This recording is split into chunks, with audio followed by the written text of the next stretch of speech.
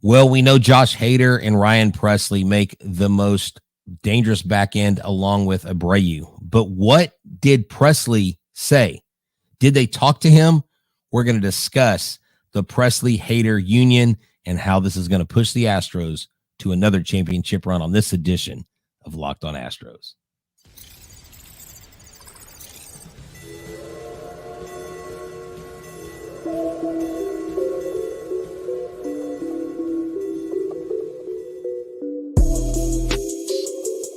Welcome to Locked On Astros, your daily Astros podcast. Here are your hosts, Eric the Man Huysman and Brett H-Town Wheelhouse Chancey. We are Locked On Houston Astros, and we hope that you join us for a daily Locked On Astros podcast. My name is Eric Huysman. You can find me on Twitter at Eric Talkstros. I said Twitter. I've been trying to say X. But you can find me at Eric Talkstros. You can find the show at Eric Talkstros. You can find Brett at H-Town Wheelhouse. And Brett, where else can I find you at? They can find me on X, Instagram, and TikTok at H-Town Wheelhouse. They can find me at Stros411 on X, Instagram, and Facebook. Always positive, always Stros. Welcome to this brunch edition, Eric. This might become a new thing for us. I don't know. I like it. Yeah, we'll see. Definitely during off season, but we are the only daily Astros podcast out there, so make sure you go and subscribe to us. Thank you for becoming an everyday or somebody who listens to our podcast every day. Go and hit that subscribe button. Go and give us a big fat thumbs up and become somebody who listens to our podcast every day on Apple, Odyssey, Spotify. Wherever you listen to your podcasts, go and check out the Locked On Astros podcast. Today's episode is brought to you by FanDuel. It's make every moment more. Right now, new customers get $150 in bonus bets guaranteed when you place a $5 bet. Visit FanDuel.com/lockedon to get started. So, Brett, I know yesterday was FanFest, and we didn't get to go. You had something going on. I had something going on. This first year, I haven't gone to FanFest in a while. Yeah. But from what I heard, it was a blast. There's a lot of things going on. But the main takeaways from FanFest was what Dana Brown and new manager Joe Espada had to say about the whole Josh Hader situation, and mostly what happened with Ryan Presley and how he took the news. And they did go ahead and talk to him before. And Dana Brown did say that it took about 72 hours for this whole process to work itself out. But both he and Joe Espada did talk to Ryan Presley. We don't know exactly what was said, what Ryan Presley said, but we do know that Dana Brown got off the phone after talking to Ryan Presley. He was super excited, and I know that Joe Espada mentioned twice that Ryan Presley said he was all in, baby. Yeah, that's right. And just to kind of hit you up a little bit more on this Astros FanFest before we really dive into the Ryan Presley, Josh Hader thing, because that is really why we're here at the Sunday brunch. A lot of really cool things were said. Lance McCullers was excited to hear him talk about, he's throwing at 80 feet. He said, of course, we want to go faster than we're going now, but we have to trust the process. So, Eric, it sounds like Lance McCullers is really, really more confident, I think, now than he's ever been going into the season, which is a really good thing. They talked to guys like Forrest Whitley, asking him about being in the bullpen, and he said, look, I'm just ready to contribute, to this club. I know Jeremy Pena talked about his swing a little bit yesterday with the fans. He got to, what's really cool is they take the Astros buddies down there in the cages and they let the players soft toss with them. I always love seeing that. I mean, I remember when I was a kid, Astros buddies sitting out in center field with like 35 other little leaguers from the Houston area. And I thought that Jose Cruz was just talking to me. It was a Brett and Jose Cheo like meeting. Of course, he wasn't talking to me, but those are great experiences. And what I liked about this, I've got to give the Astros props, Eric, because last year when I went and I went ahead and paid for the autograph sessions. You and I went and we paid for the autograph sessions. But this year they didn't have everything. Was the players had available. It was free autographs and they rotated the players through. I like that because to me, at FanFest, you're going to charge $1. There's really no need to nickel and dime people because then you have a limited number. You got the autograph hounds are in there and everybody got to meet the different players. Yiner was there.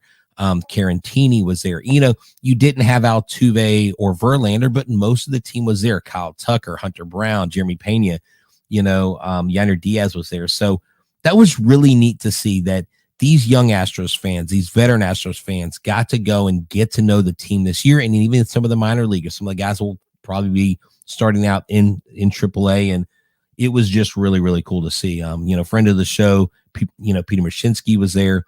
But Astros, from what I understand, there wasn't as large of a crowd this year. And I think probably because of the Texans game and the hype with them.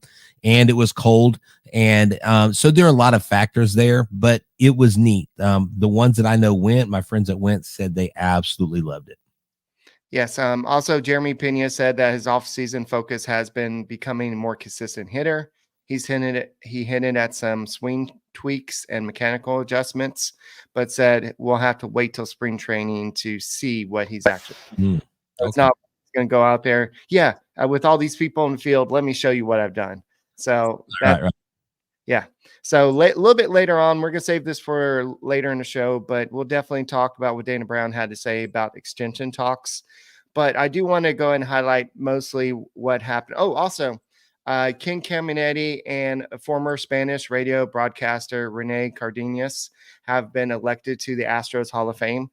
We all know that Ken Caminiti lost his life. I forgot how long ago, but his family was there to honor him. And so we'll see what happens there. But I know that they'll be officially inducted August 17th.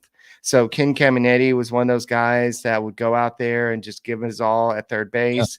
Yeah. He was big, a part of that big, 12 to 14 player trade with the Padres at one time. Yeah, it was a massive blockbuster trade. And, Eric, the things I remember at Caminiti are stabbing a ball that was just about to, it looked like couldn't tell if it was fair or foul, gloving it, and then literally firing the ball across the diamond on his knees and getting the runner by like 3 steps. And then, the stories we heard when we interviewed Joe Vaselli when he did his podcast on the life of Ken Caminiti when he was down in Mexico City. He had the flu. Remember, he had the IV and he could barely walk. Right. And he's like, Coach, I'm going to play. He pulled the IV out of his arm and then he went out and hit with like 2 or 3 home runs in that game. So there are definitely some legendary stories. It is tragic, Eric, the way his life ended. You hate to see anybody go through what he went through. But Bijou and Bagwell and Ausmus, they all talk about him. He was the ultimate teammate. And so rest in peace, Ken Caminiti, and to your family. I really hope that this gives them some closure and helps them appreciate their dad and their former husband even more. Yeah, Craig Biggio was a good friend of Ken, and he was there to kind of be there with the family. And so that was pretty nice. Really neat. Yeah. So, so Ken Caminiti, rest in peace, but we'll forever remember him as part of that big trade, but he was a guy that was there that forced Jeff Bagwell at first base. So that's true. Yeah. So Bagwell became a Hall of Famer at first base because of Ken Caminiti. So we'll always have that. So I think that's all the big news. There's some stuff that we'll probably get back to as it comes out, but the rest of it was focused around the big signing, which was Josh Hader. And we know that Kendall Graveman was ruled out for the rest of for 2024 because of the shoulder surgery.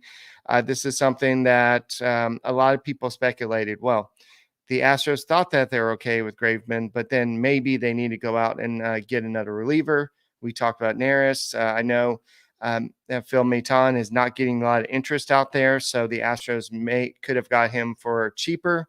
But the Astros they realized that the back end of bullpen, they've seen it in the past, it helps win World Series. And so if you have a strong bullpen and a strong starting staff for the most part, and you get some hitting, you can win a World Series. And so they went out and they spent some money. Jim Crane got out of his comfort zone, and he did. But before they did it, Dana Brown and Joe Espada both had conversations with Ryan Presley. Hey, this is what we're going to do. Are you okay with this? And so we'll talk about exactly what both of them had to say in a second. But it's just awesome to see that they actually are looking for the right parts for the bullpen and not just relying on what they have in the system and going from there. Sorry. All right. This episode is brought to you by eBay Motors. eBay Motors is here for you. Passion, drive, and patience. What brings home the winning trophy is also what brings home your ride and die and keeps it alive. eBay Motors has everything you need to maintain your vehicle and level it up to peak performance, from superchargers, roof racks, exhaust kits, LED headlights, and more. Whether you're into speed, power, or style, eBay Motors has got you covered. With over 122 million parts for your number one ride or die, you'll always find exactly what you're looking for.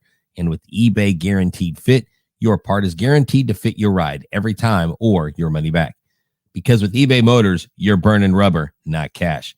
With all the parts you need at the prices you want, it's easy to turn your car into the MVP and bring home that win.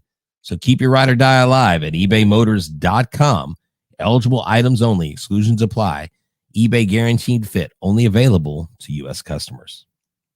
Hey guys, make the Locked On Astros podcast your first listen every day. Whether it's on YouTube, go and subscribe to us.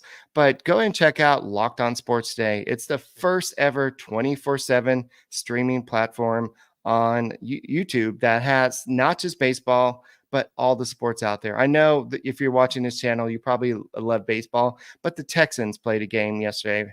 What's Locked On Texans saying about that? What's Locked On NFL saying about the Texans' chances, CJ Stroud and his future? So there's a lot going on just outside of Astros. So go check out Locked On Sports Today on YouTube and subscribe to the first ever national sports 24/7 streaming channel.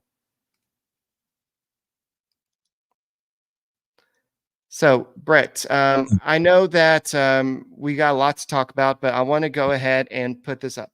You ready? Yeah. We still need the sound effects here. But Yo.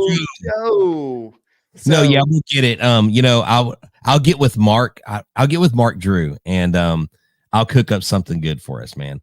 I'll make sure we get that before opening day. Okay, so before we get to Dana Brown's comments, this is what Espada had to say about Jim Crane. I think that Jim Crane is super competitive. I think he wants the best for the team, for the city. I think he has equipped us to be in this position for this is my best. This is my 7th season, so he's not messing around. He wants to win. We have the weapons to do it, and now it's our job to do it. And he went on to say, he was asked, well, who's the closer? He said he's not ready to identify who the closer is right now, but he said he likes to have assigned roles for the bullpen. He said that's going to play itself out. We're just excited to have Hader on the team. Our back end is just going to be that much stronger. The 9th inning will play out. But he did mention that even if you have a set closer, situations could change. Hader is a left-handed reliever. If you have a whole bunch of lefties coming up in the 8th inning, if it makes more sense for a Hader to come in the 8th inning versus 9th inning, you have somebody with some closing experience, and Ryan Presley, he can go in and close. So I think that is what Joe Espada is hinting at right there. And this is where we as fans have to trust the process. Okay. Because most of the time, like was mentioned in this article, I believe they asked Lance McCullers about it, and they asked him about this signing. He said apparently Presley's on board, and apparently, look, sometimes teams just go out and sign people just to get them in the clubhouse. They don't consult with anybody. It's a business decision, yada yada yada. But here, it really appears that they did their homework, and you have to get your guys. You have to let your guy know. You don't necessarily have to have his approval, but if he is a team player and a winner like Ryan Presley, look, 105 saves. That's the 5th most of any closer in baseball. Josh Hader, 164 saves, the most of any closer in baseball all since 2017. And so you've got 2 of the top 5 closers in baseball on the same team. Put yourself in Ryan Presley's shoes. You may love saving the game. You may love your role. But if you had a chance to team up with another great, I mean, this isn't like putting 2 quarterbacks and shuffling them back and forth. This is the back end. And like you said, situations will dictate. But you have right now the most formidable back end in all of baseball. Brian Abreu has 8 saves in his career. Brian Abreu can go out there and save a game if you've used Hader and Presley. If you have a lefty come up in the 7th or 8th inning, you may want to throw Josh Hader and then Abreu and then Presley. You see what I'm saying? Yeah. And so that is what you're talking about with these comments. It's fluid. And yes, we don't exactly know what was said. I know Chandler Rome didn't do a hard dive into the negative, but he did say, well, we don't really know how Presley feels. We just know what we've been told he feels. Right. But at the end, he did a good job. He didn't go too negative, which he gets a lot of criticism for because he's a reporter. And I think people don't like that he doesn't do stories with Astros color glasses, which I actually it's frustrating at times, but I respect it because I've met him and he's all business.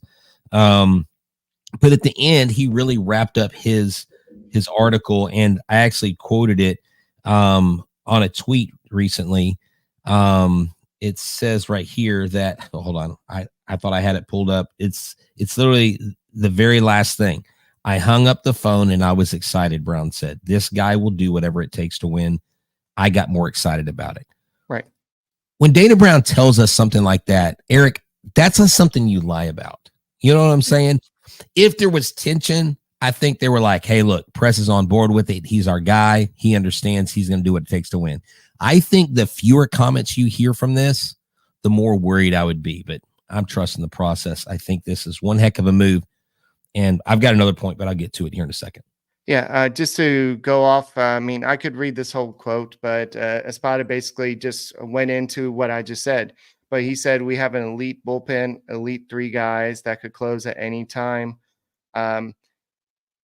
We can switch them based on lefties, like I was just saying, but I would like to have established role for these guys, basically, just to summarize it, just because I already did it. So I think that we're going to see them do that. And he says, we owe them that. We owe them that to let them know what their role is, when they should expect to come in. So I think that a lot of teams like Tony La Russa, I believe he was the guy that didn't really have a set closer, or like the closer would come in 8th inning and not the 9th inning. There's some manager that didn't really have a set closer. Closer by committees sometimes. So there's a lot of teams that, not everybody's going to go your atypical route. Right. The bottom line is this: you're not paying Josh Hader, and Dana Brown said this. Right. We're not paying him to be a setup guy. You don't pay someone $95 million to go, oh, by the way, Presley's our dude. He has this really cool Johnny Cash intro. He's pretty elite. We're paying you 95, but we're going to have you the setup guy. Now, if Press ever leaves, we'll give you his spot. No. You pay this dude $95 million. You put him in that closer role. Presley used to be a setup man, was very good at that. And they're both going to get opportunities to get saves. But I promise you, if Josh Hader, now listen to this, Eric, if Josh Hader goes out and is the primary closer and racks up close to a career total in saves and does as phenomenally as we know he can do, he may put himself up for reliever of the year. He might possibly have another closer being in the conversation of Cy Young by the end of the year, depending on how things go. So, dude, I think the sky's the limit with potential here. Yeah. Espada went on to say Presley is a pro. He really wants to win. He's a team guy, so he's all in. He's all in. We saw opportunity to prove this team, and he said, why not? If this guy can make us better, but we made him aware, and he's excited about the fact that we added Hader to the team. So they did get him in the loop. We talked about it the other day. We didn't know if he was in the loop. Now we know, and knowing is half the battle. Thank you, Yo Joe, for I'm serious. I will start cooking in the lab with that, but y'all just let me cook, all right? Because I am not a jag. I am not just a guy. I am H-Town Willhouse here with Locked On Astros. He's Eric, the man Huysman. But dude, this is gonna be exciting, Eric. This automatically spices up our offseason talk. what's in the future. One of the things I was going to say earlier, because I didn't want to go like 8 minutes with one take, but there was an article and I didn't really bother reading it. It's on an app. I have to get the app. I've been lazy. I don't want to get the app. It's called Smart News on the iPhone. And they said, this contract is basically the reason why they won't sign, they won't extend 4 or 5 of their players. And I'm like, wow, it's not doom and gloom. They're paying this guy, what was it? Is it 19.6 a year? Is that what the total is? Who? Hader? It's 19 even. Okay, 19 even. But I think the first year he gets 19.6. Anyways, but it's 19. I don't think this breaks the bank, Eric. I don't think this keeps him out of signing Tucker. I don't think this keeps him out of signing Altuve. I don't think they were going to originally sign Bregman. Oh, at FanFest, Bregman was asked, do you see yourself in an Astros uniform after this year? And he's already started fielding the questions. Yeah. He said, I'm just trying to get ready for the season. I'm not worried about that. Yeah. So that's what you're supposed to say. You're not supposed to say, yeah, I'm actually kind of pissed off that Dana Brown hasn't talked to me about this. No. And I don't, right. And I don't expect him to have that take, but those questions are starting spring training. They're going to get more. They're going to be more. And so Bregman, the trick for Bregman is to stay focused here mentally and to make sure that he is just doing his part. Yeah, we'll talk about Dana Brown in a second, what his thoughts were and his thoughts about the extension since you brought it up.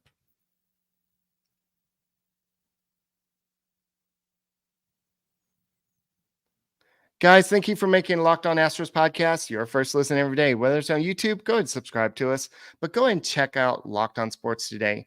It's the first ever 24/7 streaming channel on YouTube. It's not just the same two talking heads all day long. It's all the sports news you need all day long, 24/7. So go ahead and check out Locked On Sports today on YouTube 24/7. All the football, all the baseball, all the basketball talk you need 24/7. Locked On Sports today. All right. So, Brett, there is a lot that Dana Brown had to say. I know we kind of focus a lot more on what Joe Espada, I was about to say Yo Joe, but Joe Espada had to say. But Dana Brown did say, like I mentioned earlier, that it took about 72 hours for this deal to come about. I think once the Kendall Graveman news came out, I think that's when they decided, look, we need to make this a better team. And I think that that what Hader brings to his team is awesome. But if you're looking at what Dana Brown said about Presley, he said he means so much to this organization, his leadership in the clubhouse and his leadership in the bullpen, things that he's done for the organization.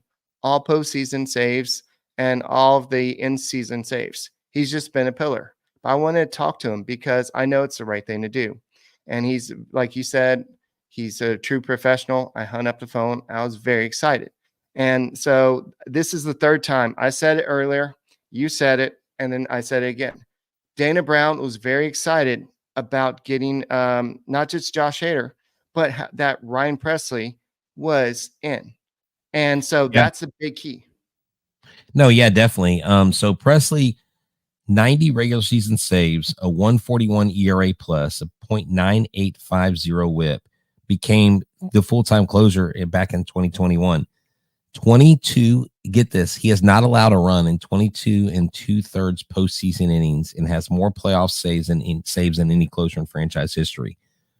Can you imagine going into an ALCS against someone like the Rangers, the Yankees, the Blue Jays, the Rays, and having to lock down a game, needing a home win, needing to shut down an offense?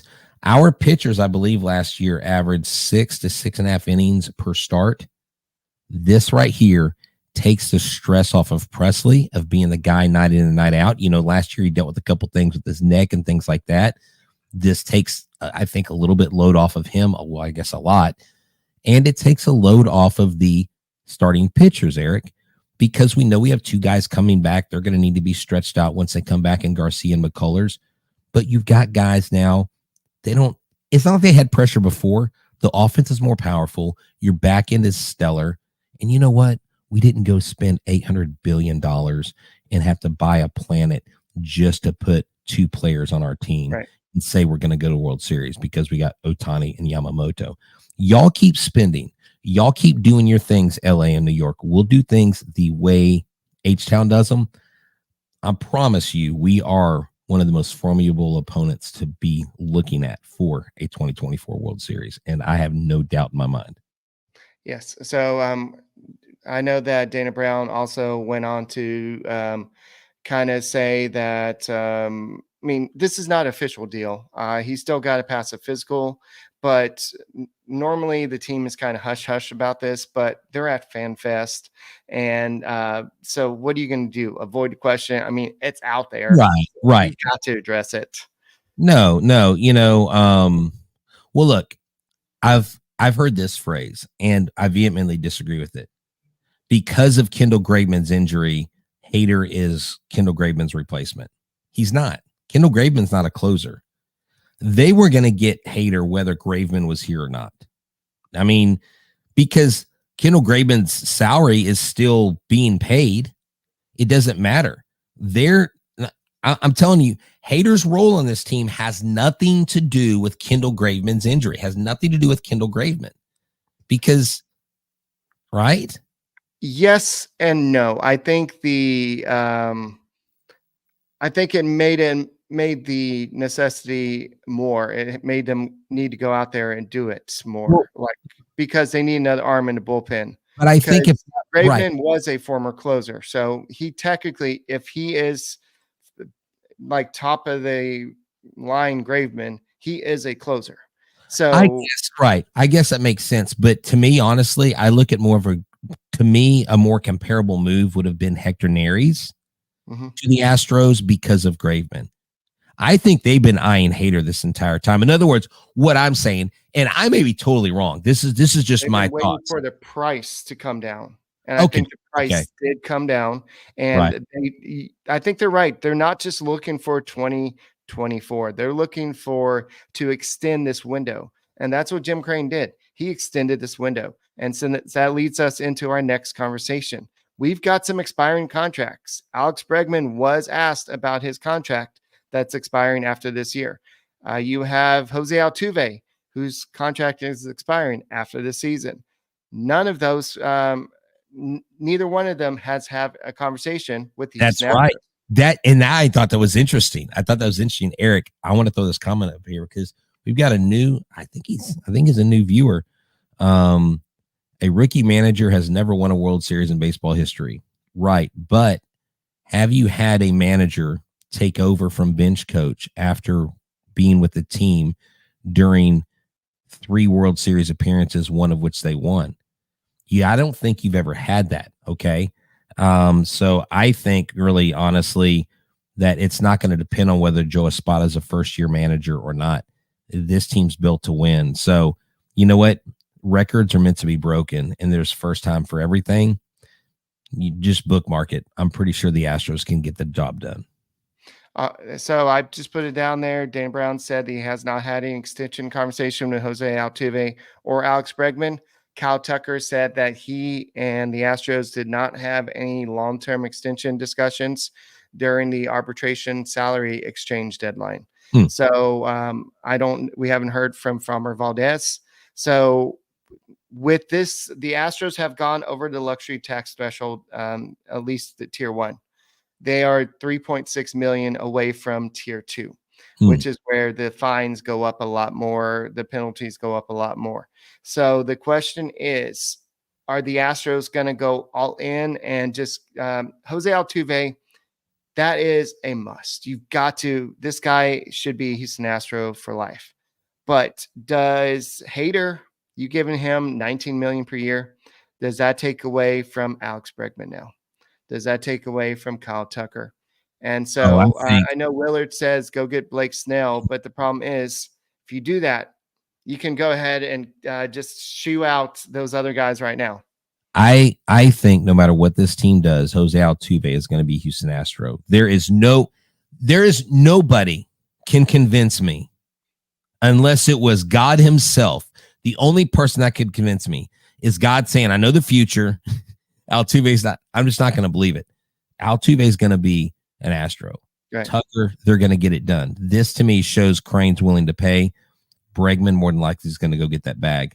Bregman might end up in Arizona. Spring training is where we've seen deals get done in the past. I think that's where Jose Altuve worked out his deal last time. That's where we saw Bregman work out his deal last time. So I think that's when we'll see some stuff getting done. I still don't know if Bregman is going to get extension. I think that Jose Altuve would, and we'll see what happens during spring training. But I think that with Josh Hader, now Houston Astros player, I think that fans are a little bit more excited than they were before this move, because a lot of people are like, wait, all these guys are getting better, but we're not. But guys, we've always been positive. So that's why you need to tune into the Locked On Astros podcast all the time. My name is Eric Huysman. He is Brett Chancey. We are the Locked On Astros podcast. Tune in, go and subscribe to us. Make us your first listen. We are here for you every day, whether it's Sunday brunch or after the game or after Texans lose, whatever it is. We are here for you. And Brett, just be looking for our first ever Minor League Monday episode tomorrow. Special edition, extra episode this week will be happening each week from Locked On Astros. We're your team every day. Go Astros. Dude, that was seamless.